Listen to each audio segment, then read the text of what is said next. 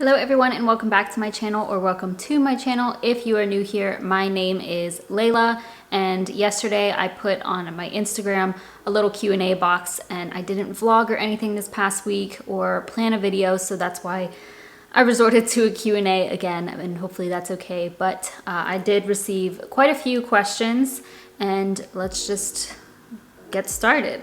First question is from Gabrielle.f. How do you deal with disappointment or hesitation? I think it depends on what we're talking about. Also, disappointment and hesitation are two really big different things. So I'm trying to think of the best way to answer this. So how do I deal with disappointment? If it's disappointment in myself, for example, I figure out what it is I need to do to not be disappointed in myself. Like, let's say I skip my workout or something. Like, it doesn't really make me feel horrible because, like, I know I'll just get right back to it. You know what I'm saying?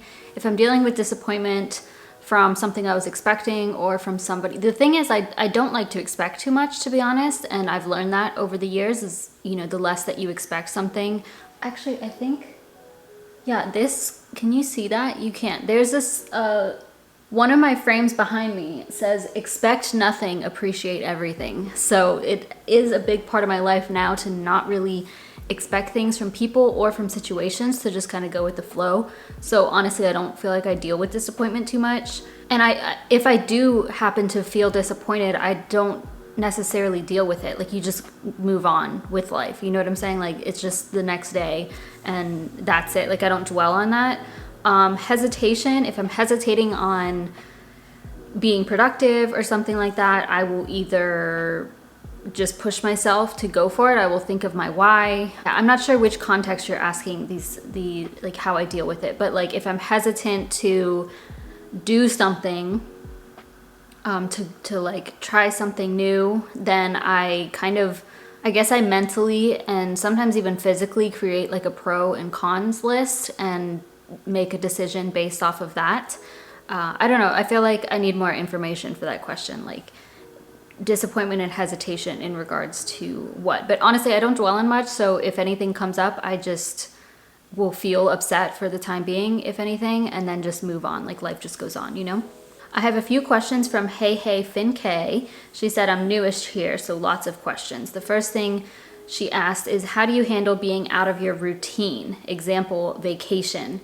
You just do it. You just get out of your routine. It's not a big deal. I think it's something that you expect is going to happen. So anytime that I have gone on vacation, absolutely, I go out of routine. I tend to eat junk food. I tend to work out less, but then you know, you can be more active on your vacation, like going on walks at the beach or going for hikes, like when I went to Colorado. But I just kind of expect that, like, it's not a big deal. And I just know that once I come back, I can get back into my routine and do what it is that feels good.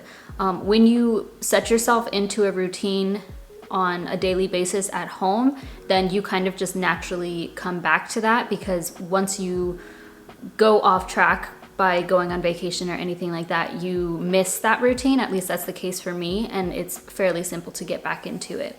But yeah, honestly, don't stress about being out of routine from time to time. Like, you gotta just enjoy your vacation or whatever it is. So, things you say to yourself when you're going to purchase something you don't need. This is hard to my idea of purchasing things has really shifted since I did a no spend year last year. And if you're interested in me talking more about that, I have a finance channel where I share my journey with doing a no spend year, low buy year, whatever.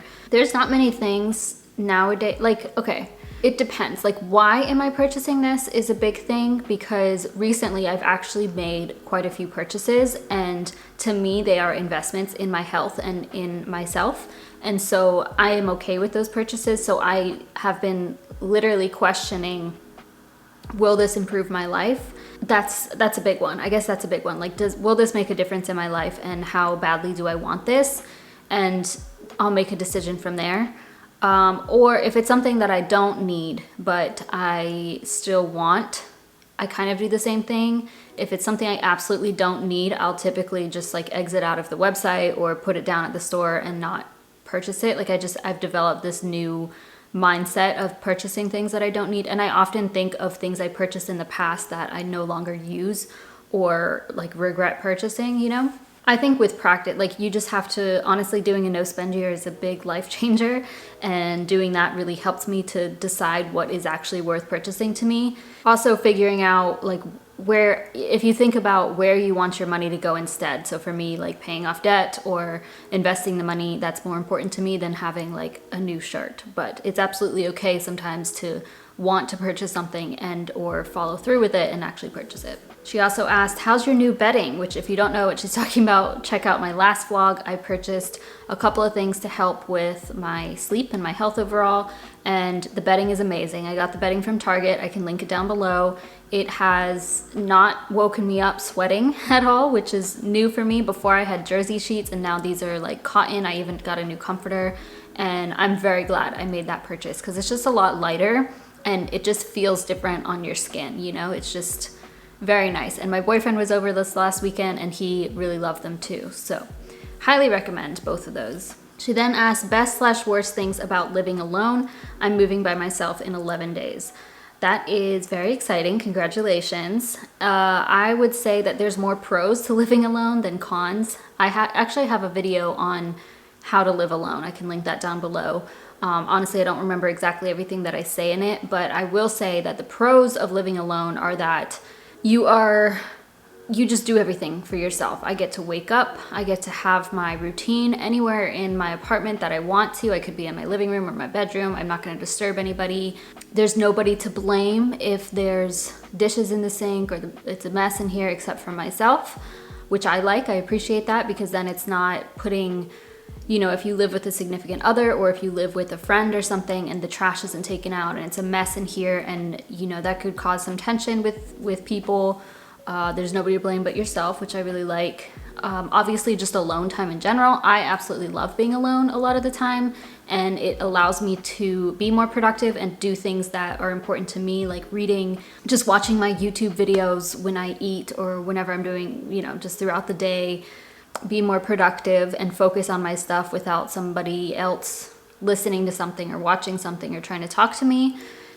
I would say the worst things about it are sometimes you get lonely and the expense, like it's expensive to live on your own. But I would say that that's honestly like there's a lot more pros than cons to living alone and it's absolutely amazing. I think everybody should live alone at some point and definitely not rush into moving in with your significant other, or if you have the opportunity even to live alone but with roommates or something, that would be decent too.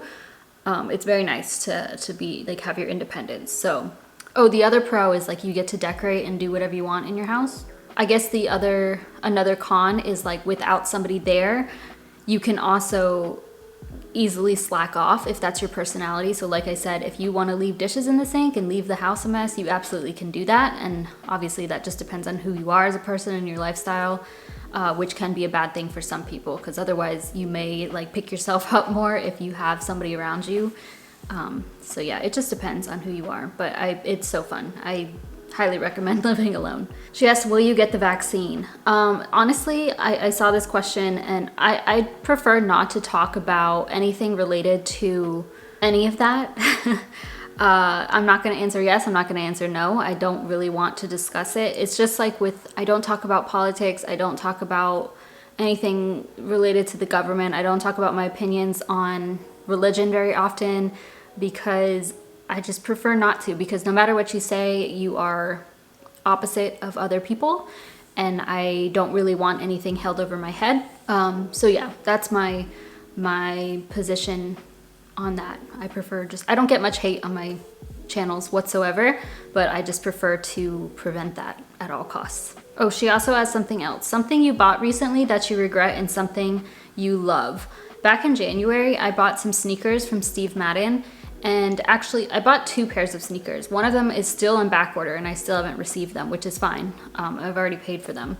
The other pair was final sale. They were on sale and I got them for like 30 bucks.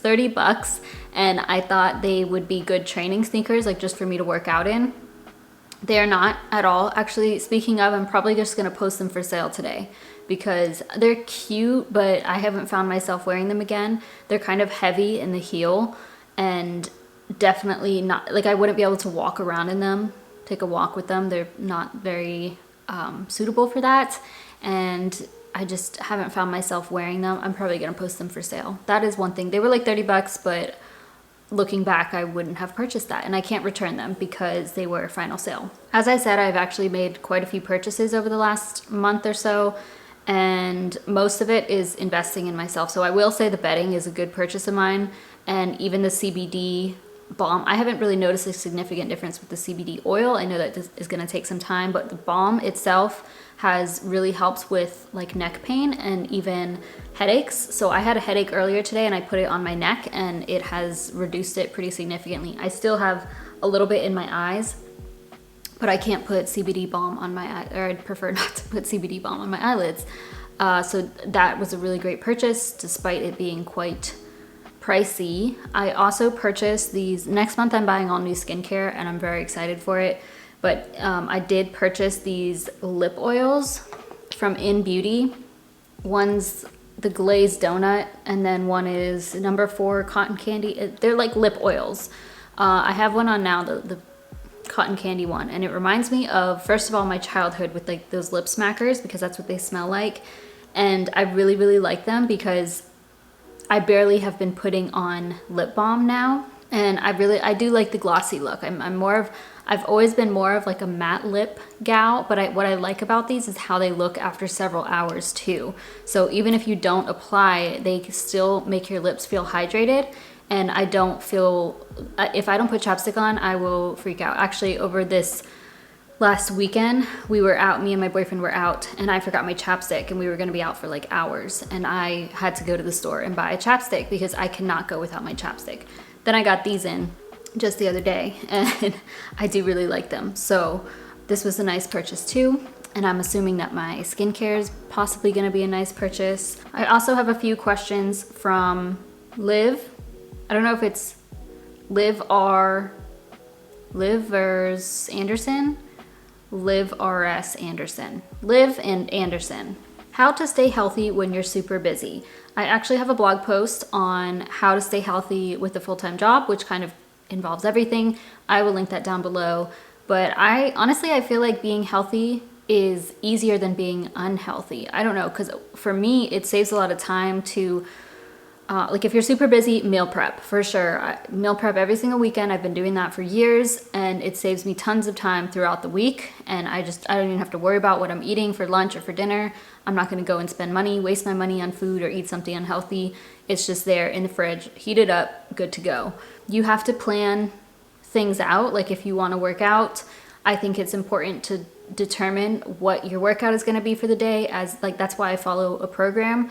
And even if you're not following a program, let's say Mondays are leg days, Tuesdays for chest and triceps, Wednesdays for shoulders, like whatever, etc., etc. I think it's important to at least plan it out to that extent, or you could even go schedule some classes if you want more of a push. Again, it comes down to priorities. I don't know if I've talked about that yet. Have I? I don't even know. But it comes down to your priorities at the end of the day. Like, do you want to be an active person? Do you want to feel good? Then you will make the time, if necessary, to get in a workout or be more active or make your own food. And also budgeting helps because then you're less likely to go out to eat. Like I said, I do think it helps. It's easier to be healthy when you're busy because then it makes being busy an easier process. You know what I'm saying? Because if you just ate French fries or junk food all day, you're not going to be in the best mental state to take care of all your busyness, So once you realize that, you're like, oh, being healthy is going to make my life easier, even if I'm busy. She then asked best management tips for being your own boss. Well, I will start by saying that I am not my own boss overall. I do still work a full-time job, but for my little businesses that I do have, I would say to be committed and also have a schedule with that. So for example, you guys know I upload every single Tuesday on this channel, every Tuesday on my finance channel, and then every Friday on my finance channel as well. And I like to stick to that, and I make it a commitment to, nobody's holding a gun to my head and telling me I need to upload then, but that's what I have been doing for a long time now. So it's like if I break that, I'm breaking my expectation and my viewers' expectations. So I just try my best to be really consistent and committed to what I say I'm going to do. Obviously, I'm not perfect. There are some days that I miss. Best management tips for being your own boss. Definitely manage your time, manage your energy is what I'm looking for. So I have a lot of blog posts on managing your time and stuff like that, but I say managing your energy is really important to determine when it is that you work best. Like if you wake up at 5 a.m. and you feel really pumped to work on your side business or your own business, then that is when you should be waking up and focusing on your stuff, because a lot of people underestimate what they can accomplish in 1 hour or 2 hours of focused work, and they think that having a business or anything like that is really time consuming, but it does not have to be. Absolutely it can be, but if you just focus for an hour or 2 hours every single day, or maybe even just a few times a week, then you can get really, really far. So I say having spurts of high focus time is key to doing everything. There's a lot more that I could expand on that, but I would say those are my main things. And obviously make sure you enjoy what you do. Like this should be somewhat fun to you, in my opinion. She then asked, when will you open up slots for more clients? So hopefully, she's talking about my financial coaching clients. I am currently booked because I have 7 clients right now. And I think I'll possibly have 1 spot open for April. I'm not sure yet. It honestly depends on if my clients continue to work with me or not. But I would say at least by May, hopefully.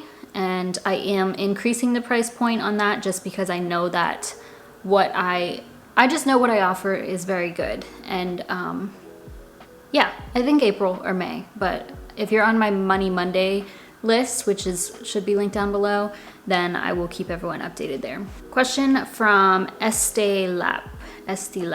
I'm sorry, I don't know how to pronounce people's IG names. She said, when did you realize it was best to stop getting yourself in debt and start paying it off?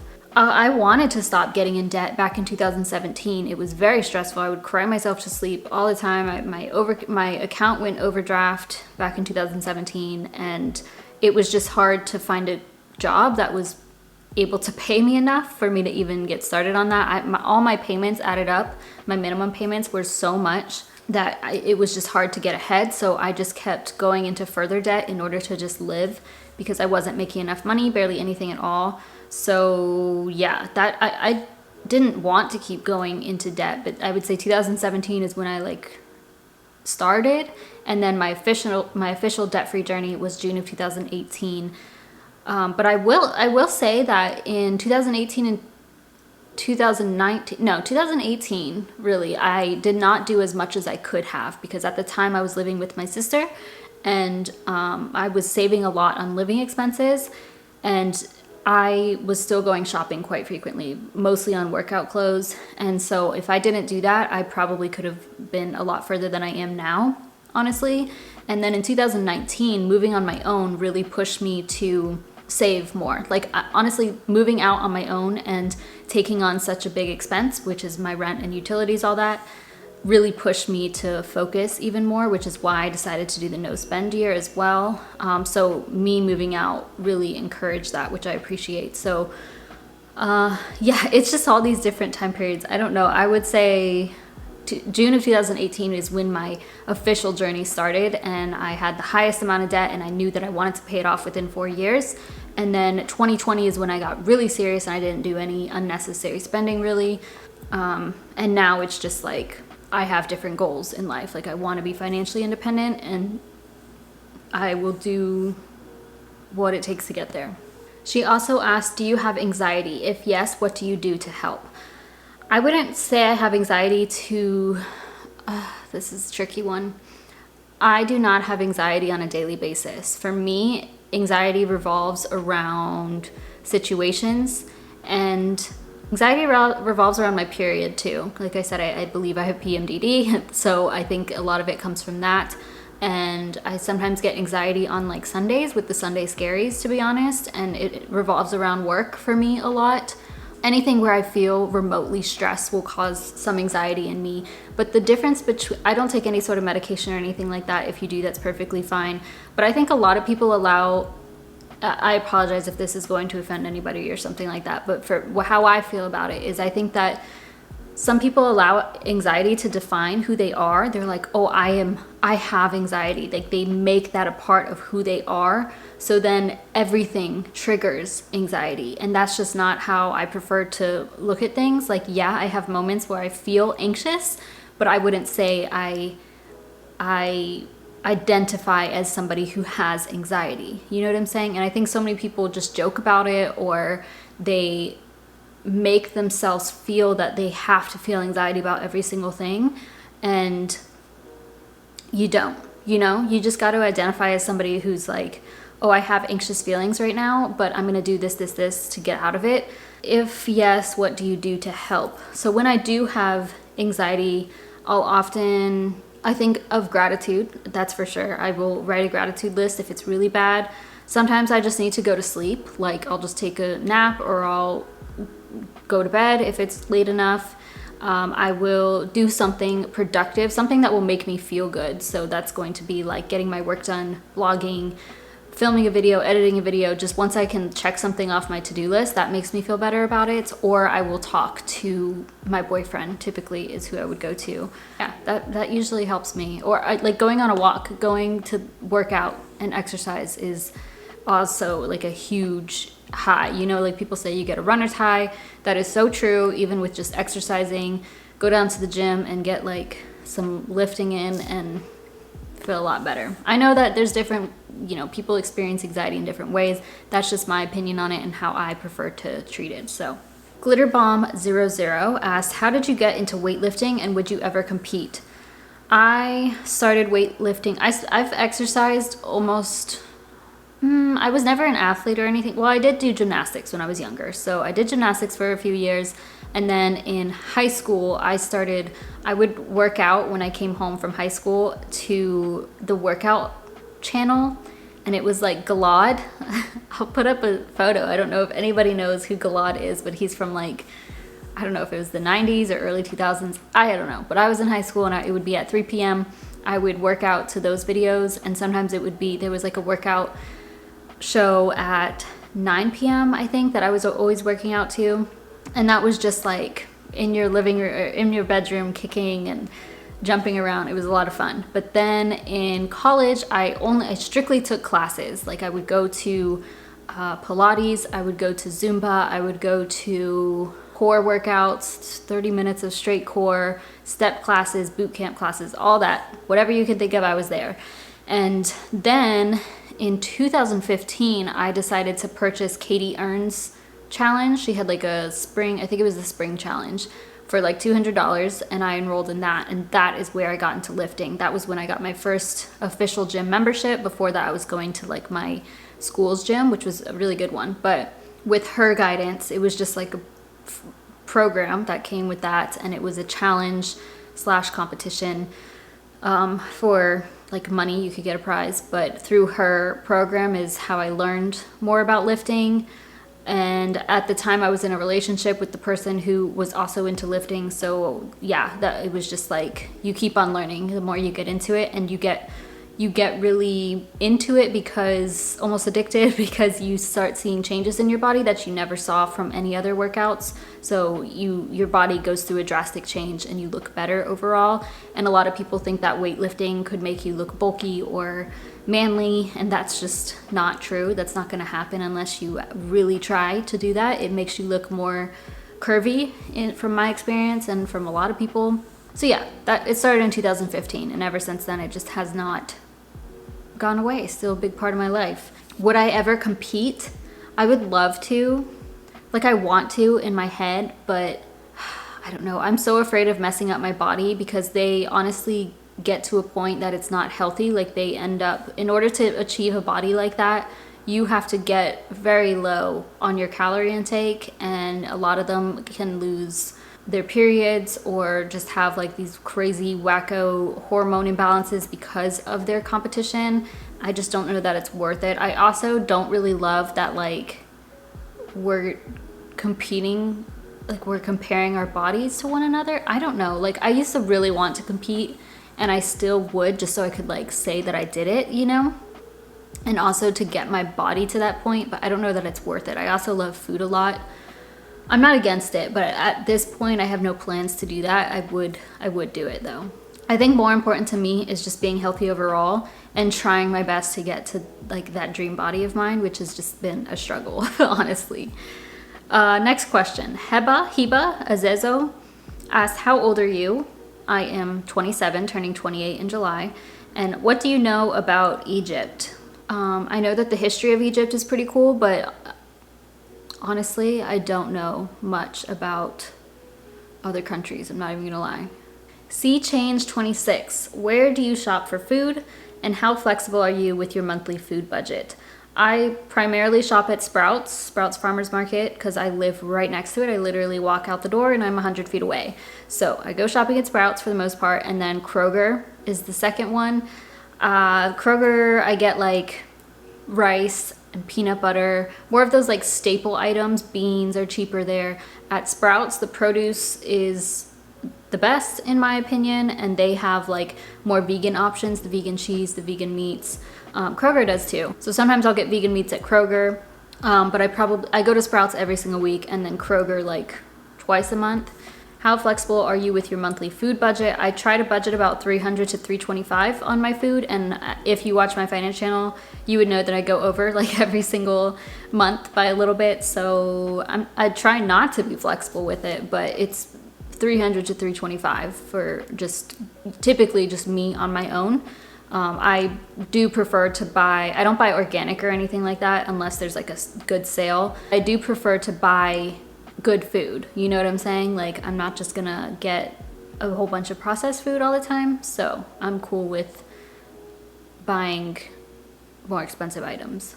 Yoshi Tasaraswat, I'm sorry. I have a couple of questions from her as well. The first question, role model. Who's my role model in family and in general? I can never pinpoint, but would be nice to know from you. Yeah, this is hard for me too. I don't really have, I wouldn't say I have a role model in my real life. Yeah, just in my day-to-day life, no one, I would say. Outside of that, I guess I go through phases with who I look up to at any point in time. I'm also really out of the phase where I've spent years working on personal development, and so I spent a lot of years consuming content from other creators and people above me, obviously, and that is not as much of a priority for me now, because when I watch things, I don't learn as much from them, or I don't need that motivation or that push or anything because of how far I have come. I will still say that who I look up to would be like Gary Vaynerchuk and Tony Robbins, but do I listen to their content all the time? No, I don't, but I still see them as like the beginning of my journey. I really like them. I do also like Natalie Bacon for some time. She was my coach, and I really respect how she handles her business and how productive she is and how well she handles herself. So yeah, that's all I would say. I don't have anybody in my real life. There are definitely people that I see their life or what they're doing, and I'm like, oh, that would be cool to have, you know, but it's nothing, I don't see them as a role model, you know? I'm sorry, I'm not answering that like very well, but yeah, that's my thought. She then asked, you will soon move into your home. What is your idea of an ideal home? A small house, like less than 2,000 square feet, couple of stories, 2 stories. I'd be cool with 3, like a little townhome or something. I don't know, it's hard. Deciding on a house is gonna be really hard for me, I feel. But yeah, I would like a tiny home, not a tiny home, but a small home. I'd be cool with a tiny home, but I don't know, maybe more of like an investment for that. With a yard, with a fenced in yard, I really want something that has a front porch so that I could put like chairs, and also a back porch and a back screened in porch. So I know that this is all like too much to ask for, especially for my first home, but that's like what I see. I really love modern homes, like the square ones with all these crazy features. I love those, but I also love more of a, I don't even know what you call them. I'll put up photos of homes that I really like because I don't know the names of them. I'm not at that stage yet. Inside, I really like natural wood. I really want natural wood, like the paneling and the tables and things like that. I probably will do a lot of neutrals and whites. For a long time I thought it would be like gray, but I'm thinking neutrals now. I don't know, maybe I'll continue to change. But yeah, I want my kitchen to be like white and very bright. I would love to have floor to ceiling windows. I want a lot of natural light in my home. I'll put up photos of that too. I have like a whole home tab on Pinterest, or not tab, group, board, whatever, on Pinterest, and that has like my dream. So I do have an idea of what I want. It's just, I don't think that's gonna be my first home, just because that's kind of hard to do and it's not something you live in forever, you know, typically. She asked, how do you feel about connecting with overseas subs? While starting, did you ever think about this? I'm not sure what you mean by connecting, like if I would go meet people or anything like that. I will say that it's very cool to know that there's people in India and Australia and all over the world that people watch me and like me, and that's so cool to me. When I started, I don't know if I thought about this. I guess I thought it was a potential thing, but I didn't realize that I would have a lot of viewers from out of the country, which is very cool. Next question is from, I'm not gonna be able to say this, Supra Bavashist. It's funny because my name is pretty hard to pronounce, or at least it's not, but people have a hard time. First of all, nobody says my first name right, and then obviously nobody says my last name right, but I'm sorry, because I'm doing the same thing that other people do to me. I get called Leela all the time, and that's not my name. Anyway, she said, how do you stay motivated to get up early every day? I struggle with this. I don't get up early every day, especially lately. First of all, if you're struggling with this during the pandemic, that is completely normal, because we are so thrown out of routine, and just, you don't have to wake up at the same time as you did before if you're working from home. Like, that's just the reality of it, and trying to figure out how to best go about that is just gonna take us some time. Like, if, you know, many of us are still working from home, and maybe some of you will be working from home forever, and just, if you don't need to wake up early and you're okay with that, then don't wake up early. Like, people swear that waking up at 5 a.m. is what's going to make you successful, but that's not necessarily true. And I am one of those people who has, you know, I think waking up is a good thing for me, and it allows me to get more done in the day. But also now I'm realizing I don't need to wake up at 4:30 in the morning, because my commute is no longer there. I don't have to get ready like I did before. I have more free time just in general, because there's not as much I can do